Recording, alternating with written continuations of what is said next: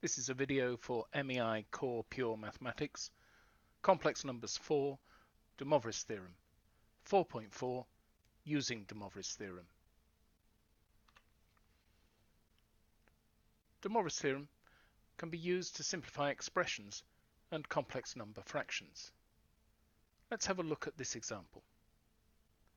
If I look at the top line, I'm going to get 3 to the power 4, that's 81, times the cos of 4 lots of 2 theta, so I'm going to get cos 8 theta plus I sine 8 theta. And on the bottom, I'm going to get 2 to the power 3, that's 8, and then cos of 4 theta times 3, so that's going to be cos of 12 theta plus I sine 12 theta. Now we're doing a division here. If you want to think about this as being a power minus 1 for this bracket, then that would make these angles negative, and so we end up taking away the angles. The moduli just divide. So we get 81 over 8 times the cos of minus 4 theta plus I sine of minus 4 theta. Now just need to tidy up these minus signs. So if we think about cos, helps just to think about the curve. Cos theta is an even function, symmetrical about the axis, so the cos of minus theta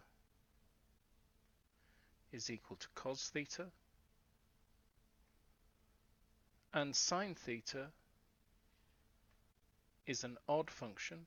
It has a rotational symmetry rather than a reflexive symmetry, and so the sine of minus theta is equal to minus sine theta.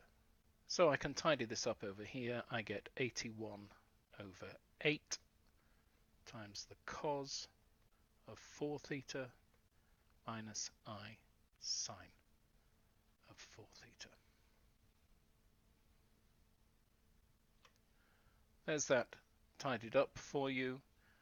You can see that this division really does end up with negative angles in here, a negative argument, and there's the bit of theory that we've just been using about cos being even and sine being odd. So we end up with this result. Okay, a second example, and this one is actually again a fraction, but I've written the second power as a power minus 2, and I could put it back into a fraction like I did with the first example, or I can leave it with a negative power, and I'm going to do that for this example just to show you how that works through. And that's going to give me cos of 3 pi by 4 plus I sine 3 pi by 4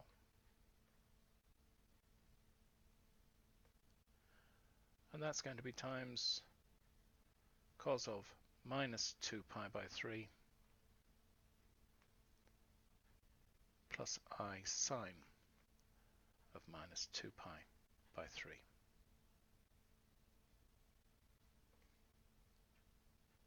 Well, add the arguments. You're going to get cos of pi by 12 plus I sine pi by 12. 3 pi by 4 is 9 pi by 12. 2 pi by 3 is 8 pi by 12. So we end up with those. And if you plug that into your calculator, you will get 0.966 plus 0.259i. But there is actually a third form of the cos and sine of pi by 12. It's not very commonly used, but you will find it if you look for it, particularly online. So you've got root 6 plus root 2 over 4 plus root 6 minus root 2 over 4i.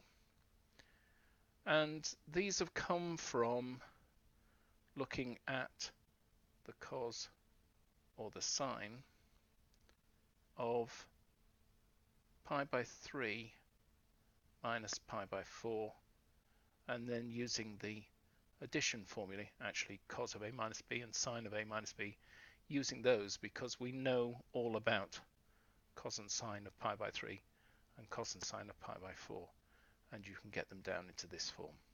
Not commonly used, but interesting nevertheless. Okay, so here is all of that worked through.